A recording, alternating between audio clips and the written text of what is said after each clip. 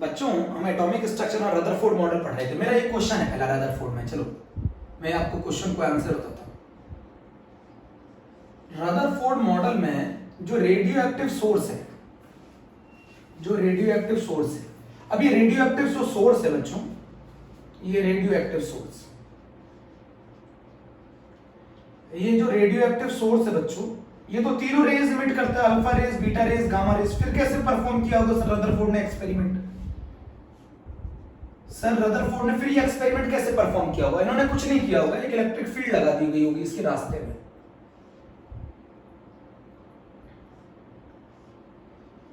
आप बताओ बच्चों क्या होता है? जो बीटा रेज होती है ना, वो नेगेटिवली चार्ज होती है, तो वो इस पॉजिटिव प्लेट की तरफ मुड़ जाएंगी। ये तो हो गई बीटा रेज। और जो अल्फा रेज है वो पॉजिटिवली चार्ज होती है, अल्फा रेज पॉजिटिवली चार्ज होती है ना, तो वो किसकी तरफ मुड़ जाएंगी? नेगेटिव प्लेट की तरफ। और यहां पर उन्होंने क्या लगा दिया होगा? एक थिन गोल्ड फाइल। यहां पर इन्होंने लगा दिया होगा थिन गोल्ड फाइल, यहां उन्होंने लगा दिया होगा थिन गोल्ड फाइल। और जो गामा रेज है वो न्यूट्रल होती है, वो सीधी निकल गई होंगी। बोलो बच्चों, इस तरीके से ना अल्फा रेज को अलग किया होगा। रेडियो एक्टिव सोर्स तीनों रेज इमिट करता है ना, alpha rays, beta rays, gamma rays. तो रेडियो एक्टिव सोर्स तो तीनों रेज इमिट करता है, alpha rays, beta rays, gamma rays. तो क्या किया होगा उन्होंने? ये जो अल्फा रेज है ये नेगेटिव प्लेट की तरफ मुड़ गई होंगी। अल्फा रेज पॉजिटिवली चार्ज होती है ना बच्चों, अल्फा रेज पॉजिटिवली चार्ज होती है ना। अल्फा रेज क्या होते हैं? हीलियम का न्यूक्लियस, जिसके अंदर 2 प्रोटॉन और 2 न्यूट्रॉन है। बोलो अल्फा पार्टिकल्स। बोलो बच्चों, ये सीधी कौन निकल गई? Gamma rays. ये इस तरीके से उन्होंने रदरफोर्ड ने अल्फा रेज को सेपरेट किया, समझ गए ना बच्चों? इस तरीके से सर रदरफोर्ड ने अल्फा रेज को सेपरेट किया। रफ कर दो, नोट करो किस तरीके से उन्होंने रेडियो एक्टिव सोर्स तो तीनों रेज इमिट करते हैं, अल्फा, बीटा, गामा। तो उन्होंने अल्फा रेज को कैसे सेपरेट किया होगा? इस तरीके से।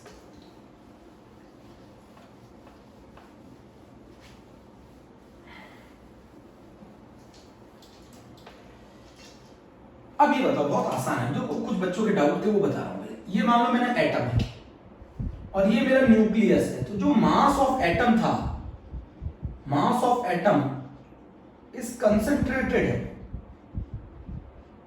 in a very small region, called nucleus, है ना बच्चों? जो पहले बोला गया था सर थॉमसन के द्वारा, जो बोला गया था कि mass uniformly distributed over the atom, वो मास यूनिफॉर्मली डिस्ट्रीब्यूटेड नहीं है। मास एक बहुत छोटे से रीजन में कंसंट्रेटेड है, जिसको न्यूक्लियस कहते हैं। न्यूक्लियस का साइज 10 की पावर -15 मीटर होता है। अब ये कैसे मालूम चला न्यूक्लियस को? कि बेटा 9, देखो अल्फा रेज कैसी चार्ज है? अल्फा रेज कैसी चार्ज है बेटा बच्चों? पॉजिटिवली चार्ज है। तो most of the alpha rays कैसे निकल गई? स्ट्रेट निकल गई एटम में से। Most of the alpha rays straight निकल गई। इसका मतलब है कितनी अल्फा रेज कितनी स्ट्रेट निकल गई? 99% अल्फा रेज स्ट्रेट निकल गई। इसका मतलब वो इसके कांटेक्ट में आई नहीं, वो इसके कांटेक्ट में आई नहीं। जो क्योंकि अगर इसके कांटेक्ट में आ जाती तो रिपेल हो जाती, इसके कांटेक्ट में आई नहीं। कुछ जो इसके कांटेक्ट में आई, इस न्यूक्लियस ने अल्फा और रेज को रिपेल कर दिया, न्यूक्लियस पॉजिटिव चार्ज है, अल्फा पार्टिकल पॉजिटिव चार्ज है, इसने हमको रिपेल कर दिया। तो some are repel by the small angle. Some alpha rays, जो पॉजिटिव चार्ज कुछ को ये और कुछ अल्फा रेज को ये रिपेल करेगा। और बहुत ही कम ऐसे पार्टिकल थे, अल्फा पार्टिकल, जो जिस रास्ते से गए उसी से वापस आए, मतलब 180 डिग्री से डिफ्लेक्ट हुए। बच्चों ये टकरा कर डिफ्लेक्ट नहीं होता, कुछ डिस्टेंस पहले ही डिफ्लेक्ट हो जाता है। जो डिस्टेंस पहले ही डिफ्लेक्ट हो जाता है इसको कहते हैं क्लोजेस्ट अप्रोच। टकरा के डिफ्लेक्ट नहीं होता बेटा। जैसे जैसे अल्फा पार्टिकल इस न्यूक्लियस के पास आएगा, रिपल्शन बढ़ेगा, तो ये कुछ डिस्टेंस पहले ही रिपेल हो जाता है। तो क्लोजेस्ट अप्रोच कहते हैं, कितना डिस्टेंस पहले रिपेल हो जाता है उसको कहते हैं क्लोजेस्ट अप्रोच। फिजिक्स में पढ़ेंगे आप। तो यहां से इन्होंने पता लगाया ऐसे पार्टिकल कितने थे जो जिस रास्ते से गए थे उसी से वापस आ गए। 20,000 में से 1 पार्टिकल, एक पार्टिकल ऐसा था जो जैसा गया था वैसा ही वापस आ गया। इसका मतलब क्या था कि टारगेट बहुत छोटा है, इसका मतलब था टारगेट बहुत छोटा है, टारगेट बहुत छोटा है, इसका मतलब ये था टारगेट बहुत छोटा है। ये मैंने थोड़ा सा कुछ और क्लियर कर दिया है बच्चों। अल्फा रेज का जो मास होता है, अगर मैं बात करूं, ये इलेक्ट्रॉन को, क्या ये इलेक्ट्रॉन को निकाल देते हैं? बिल्कुल निकाल देते हैं। Mass of alpha rays is nearly 7500 times mass of electron. बहुत ज्यादा भारी होते हैं अल्फा पार्टिकल, किसके कंपैरिजन में? इलेक्ट्रॉन के कंपैरिजन। कुछ चीजें हैं जो आपको समझनी चाहिए थी अच्छे से। कुछ डिस्टेंस पहले रिपेल हो जाता है, तो जितना डिस्टेंस वो पहले रिपेल हो जाता है उसको बोलते हैं क्लोजेस्ट अप्रोच। मेरे प्यारे बच्चों, इसको बोलते हैं क्लोजेस्ट अप्रोच। कुछ डिस्टेंस पहले रिपेल हो जाता है। कैसे मालूम चला? टारगेट बहुत छोटा है, क्योंकि ऐसे पार्टिकल्स का नंबर बहुत कम था जो जिस रास्ते से गए थे उसी से वापस आ गए। मेरी बात समझ गए? तो इसके बेसिस पे सर रदरफोर्ड ने ये डिस्कवरी की थी, न्यूक्लियस का जो साइज होता है वो 10⁻⁻15 मीटर होता है। जो अल्फा रेस का जो मास होता है वो इलेक्ट्रॉन के मास के लगभग 7500 टाइम्स होता है। मैंने कोशिश किया आप लोगों को थोड़ा सा रदरफोर्ड समझाने की। अच्छा एक चीज बताओ,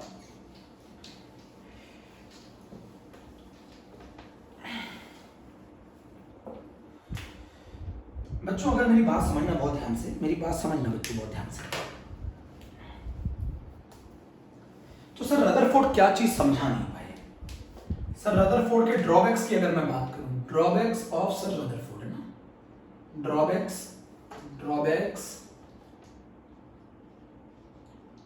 ऑफ रदरफोर्ड मॉडल है ना, ड्रॉबैक्स ऑफ रदरफोर्ड मॉडल है।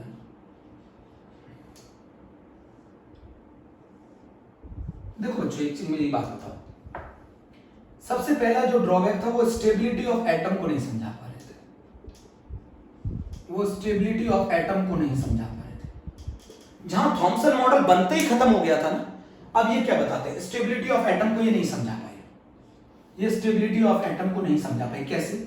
मान लीजिए ये न्यूक्लियस है, इसके अराउंड कोई चार्ज पार्टिकल अगर रिवॉल्व करेगा तो वो अपनी एनर्जी इमिट करेगा, वो अपनी एनर्जी लूज करेगा, और वो किसके अट्रैक्शन में, उसको कौन अट्रैक्ट कर रहा है?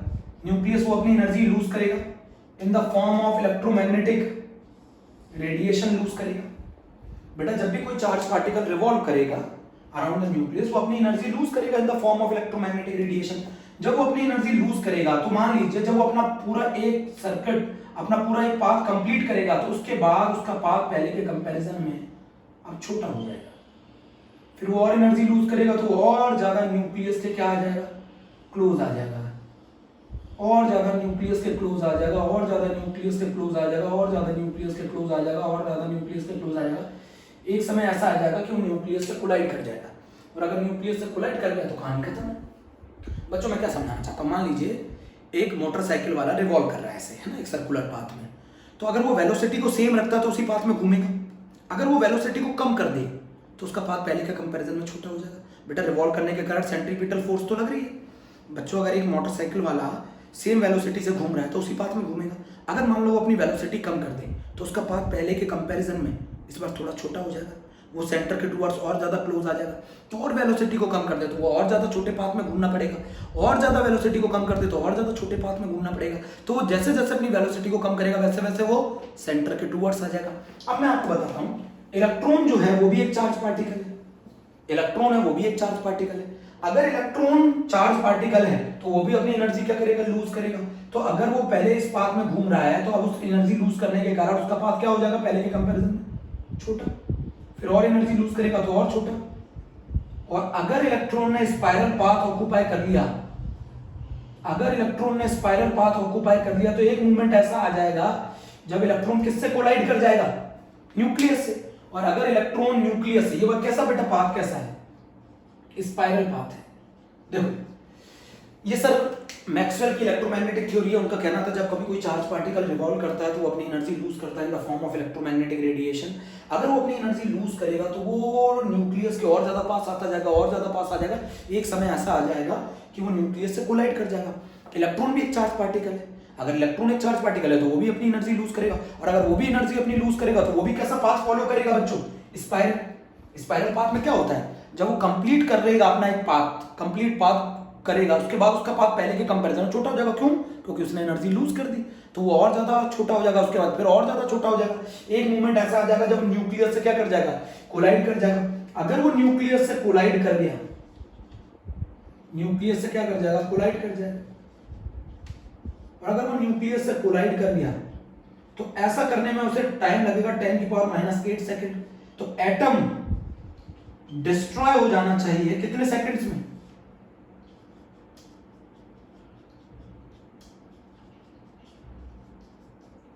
एटम को डिस्ट्रॉय हो जाना चाहिए 10⁻⁸ सेकंड।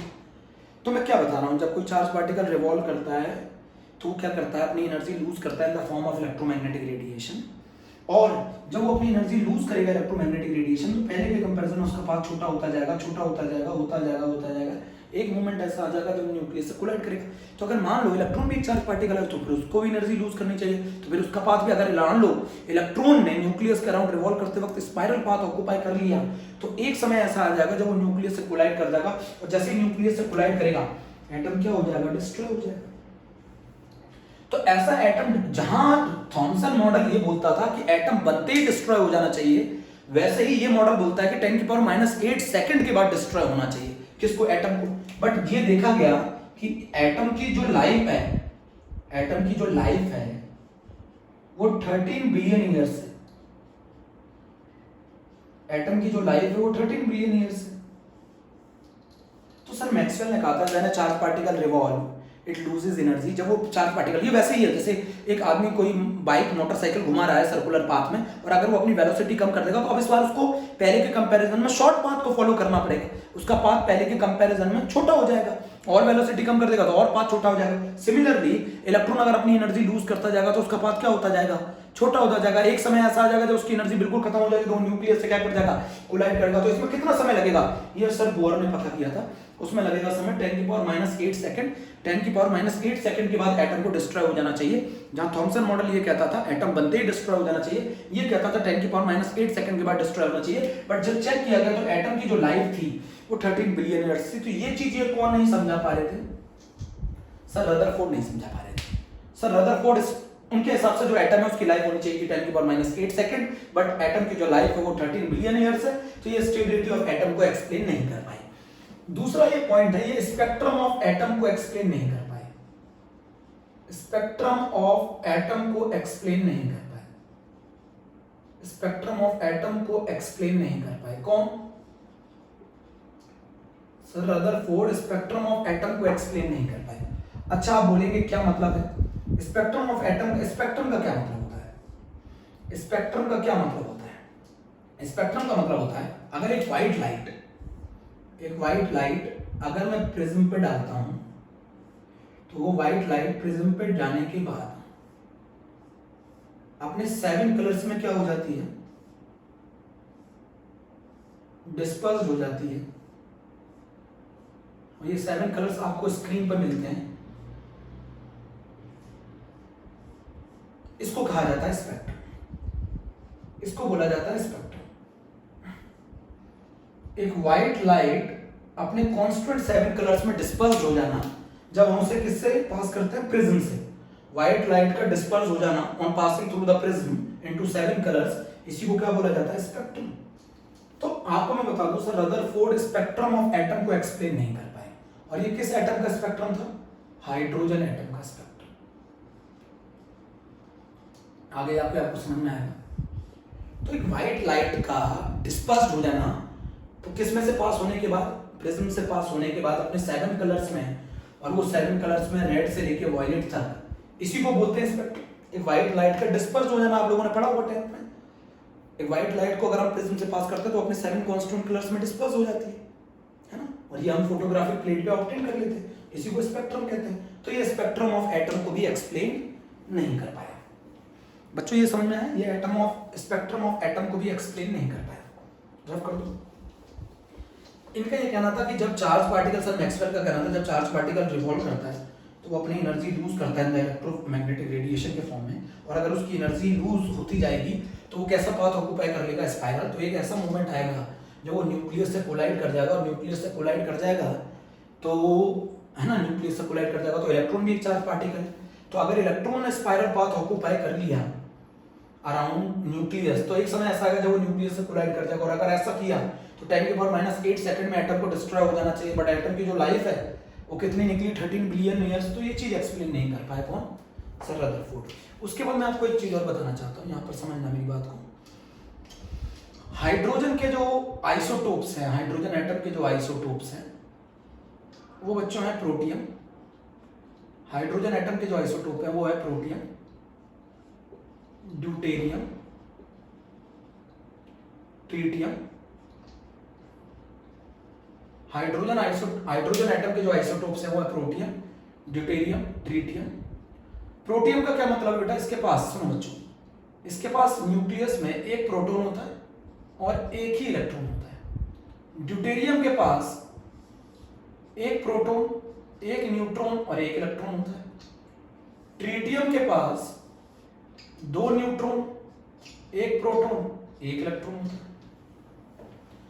प्रोटियम, ड्यूटेरियम, ट्रिटियम, ये 3 आइसोटोप्स होते हैं। ट्रिटियम का फॉर्मूला 1t3, ड्यूटेरियम का फॉर्मूला 1d2, प्रोटियम का formula 1h1। out of these three isotopes, tritium is radioactive in nature, very short half life, unstable, radioactive in nature. Tritium इकलौता radioactive होता है nature में। ये नीट में आया था क्वेश्चन, नीट में क्वेश्चन जो आया था उसमें कहा था कि ट्रिटियम सबसे मोस्ट कॉमन आइसोटोप है हाइड्रोजन का, बिल्कुल गलत। ये नीट के क्वेश्चन आया था 2018। ट्रिटियम सबसे अनकॉमन, क्यों? ट्रिटियम रेडियोएक्टिव होता है, बाकी सारे रेडियोएक्टिव नहीं होते। तो प्रोटियम, ड्यूटेरियम, ट्रिटियम 3 आइसोटोप्स होते हैं हाइड्रोजन के। Out of these 3 which one is radioactive? Tritium. Out of these 3 which one is radioactive? Is tritium. 3 isotopes होते हैं। ये सब आपने अच्छे तरीके से पढ़ा है।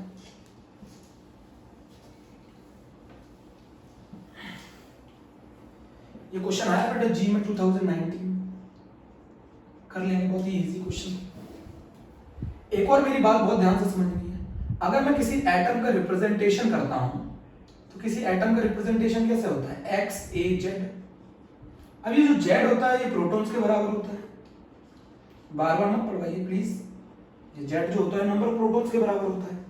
ए जो होता है ये समेशन होता है number of proton plus number of neutron का। ए जो होता है इसको क्या कहते हैं? Mass number. ये किसका समेशन होता है? Number of proton plus number of neutron, number of neutron.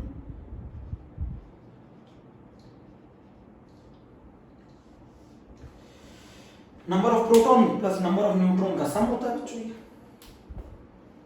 Number of proton plus number of neutron का सम होता है। तो ये आपने बेसिक्स में पढ़ा है। अगर इसी में हम लोग एक और चीज कर लें, चार्ज ऑन द न्यूक्लियस, आप लोगों को अच्छी तरह मालूम है, बेसिक है सब। चार्ज ऑन न्यूक्लियस, किसी भी न्यूक्लियस पर चार्ज कितना होता है? तो न्यूक्लियस के अंदर नंबर ऑफ प्रोटॉन किसके बराबर होता है? न्यूक्लियस में नंबर ऑफ प्रोटॉन बराबर होते हैं जेड के। और एक प्रोटॉन पर, ईच प्रोटॉन पे कितना चार्ज होता है? प्लस ई। तो बताओ न्यूक्लियस पे कितना चार्ज होगा? चार्ज ऑन न्यूक्लियस कितना होगा बताओ? प्लस का जेड। चार्ज ऑन न्यूक्लियस कैसा होगा? प्लस का जेड। अच्छा एक क्वेश्चन मेरा और है, रदरफोर्ड को कैसे मालूम चला कि इलेक्ट्रॉन रिवॉल्व करता था न्यूक्लियस के अराउंड? ये कैसे उन्होंने सोचा बच्चों? एक ऐसे सोचा है, सुनो, रदरफोर्ड ने ऐसे सोचा क्योंकि एटम न्यूट्रल है तो इसका मतलब है प्रोटॉन पॉजिटिवली चार्ज, तो इसका मतलब उनके अंदर इलेक्ट्रॉन भी होंगे। अब अगर इलेक्ट्रॉन स्टेशनरी होता तो न्यूक्लियस उसको अट्रैक्ट कर लेगा, और अगर न्यूक्लियस ने उसको अट्रैक्ट कर लिया तो फिर एटम तुरंत खत्म हो जाएगा, डिस्ट्रॉय हो जाएगा, पॉजिटिव नेगेटिव को न्यूट्रलाइज कर देगा। तो उन्होंने सोचा जिस तरीके से अर्थ सन की ग्रेविटी से बचने के लिए क्या करती है? उसके अराउंड रिवॉल्व करती है, उसी तरीके से न्यूक्लियस की फोर्स से बचने के लिए इलेक्ट्रॉन क्या करता है? उसके अराउंड रिवॉल्व करता है। ये उन्होंने ऐसे अजम्पशन लगाया होगा, मेरा मानना है ये अजम्पशन उन्होंने ऐसे लगाया होगा। जिस तरीके से सन की ग्रेविटी पुल से बचने के लिए अर्थ उसके अराउंड रिवॉल्व करती है, उसी तरीके से न्यूक्लियर अट्रैक्शन से बचने के लिए इलेक्ट्रॉन उसके अराउंड रिवॉल्व करता है, ऐसे माना गया होगा। इस तरीके से, ये उन्होंने नहीं बोला था कि इलेक्ट्रॉन उसके अराउंड रिवॉल्व करता है, ये सोचा गया ऐसा हो सकता है क्योंकि इलेक्ट्रॉन, अगर इलेक्ट्रॉन स्टेशनरी रहता तो न्यूक्लियस उसे अट्रैक्ट कर लेगा, तो उसकी फोर्स को कैसे न्यूट्रलाइज कर रहा होगा? घूम कर, रिवॉल्व करके कौन सी फोर्स लगेगी? Centripetal force. बोलो बच्चों, सेंट्रीपिटल फोर्स, जो न्यूक्लियस के द्वारा जो फोर्स लगेगी वो इलेक्ट्रॉन को अंदर खींचना चाहिए। सेंट्रीपिटल फोर्स कहां ले जाना चाहिए, बाहर, तो वो फोर्स बैलेंस करती है, वरना तो इलेक्ट्रॉन को खींच लेगा न्यूक्लियस बहुत पावरफुल होता है, वरना तो वो इलेक्ट्रॉन को खींच लेगा, और अगर इलेक्ट्रॉन को खींच लिया तो इलेक्ट्रॉन गिर जाएगा न्यूक्लियस में, डिस्ट्रॉय हो जाएगा एटम। तो उन्होंने बोला कि न्यूक्लियस की फोर्स है उससे बचने के लिए क्या कर रहे होंगे इलेक्ट्रॉन, क्या कर रहे होंगे बच्चों, रिवॉल्व कर रहे होंगे। मेरी कहानी होगी प्लस ई, बोलो बच्चों बहुत ध्यान से। एटम का रिप्रेजेंटेशन भी हो गया, एटम का रिप्रेजेंटेशन भी हो गया। एक एनसीईआरटी का बड़ा आसान क्वेश्चन है। अगर एटम तो न्यूट्रल होता है, एटम तो बच्चों न्यूट्रल होता है, एटम न्यूट्रल होता है, इसका क्या मतलब है एटम न्यूट्रल होता है, जितना पॉजिटिव चार्ज होगा तो नंबर ऑफ प्रोटॉन बराबर होंगे नंबर ऑफ इलेक्ट्रॉन्स के। किसी एटम के अंदर नंबर ऑफ प्रोटॉन बराबर होंगे नंबर ऑफ इलेक्ट्रॉन्स के, अगर न्यूट्रल है। और मान लो अगर कोई आयन आ जाए तो आयन अगर नेगेटिव चार्ज है, आयन पे नेगेटिव चार्ज है, तो नंबर ऑफ इलेक्ट्रॉन ज्यादा होंगे प्रोटॉन से, और अगर आयन पे पॉजिटिव चार्ज है तो नंबर ऑफ प्रोटॉन ज्यादा होंगे इलेक्ट्रॉन से। इजी कंसेप्ट है। मान लो अगर मैं किसी से बोलूं 16 प्रोटॉन है, 16 न्यूट्रॉन है, 18 इलेक्ट्रॉन है, क्या मतलब, ये न्यूट्रल नहीं है। कैसे, प्रोटॉन और इलेक्ट्रॉन अगर बराबर होंगे तो न्यूट्रल होंगे। इस बार बताओ इलेक्ट्रॉन कितने ज्यादा है, 2 इलेक्ट्रॉन ज्यादा है, 2 इलेक्ट्रॉन ज्यादा है, तो इसका मतलब उस एटम के ऊपर -2 चार्ज होगा, उसने 2 इलेक्ट्रॉन गेन किए। अच्छा, एटॉमिक नंबर किसके बराबर होता है, नंबर ऑफ प्रोटॉन्स के। मास नंबर किसके बराबर होता है, number of proton plus number of neutron के। तो ये सिंबल होना चाहिए उस एटम का। अच्छा, ये कौन ऐसा एटम होता है जिसका एटॉमिक नंबर 16 होता है, तो ये होता है सल्फर, 16 32 -2। इजी कंसेप्ट है। अब बच्चों हम अगले टर्न से आज तो थोड़ा सा बेसिक बताया था, अगले टर्न से हम लोग मेन चैप्टर चालू करने जा रहे हैं, और वो चैप्टर है इलेक्ट्रोमैग्नेटिक रेडिएशन। मेन टॉपिक है इलेक्ट्रोमैग्नेटिक रेडिएशन, या फिर आप बोल लो इलेक्ट्रोमैग्नेटिक वेव। ठीक है बच्चों, नेक्स्ट टर्न से। Okay, thank you.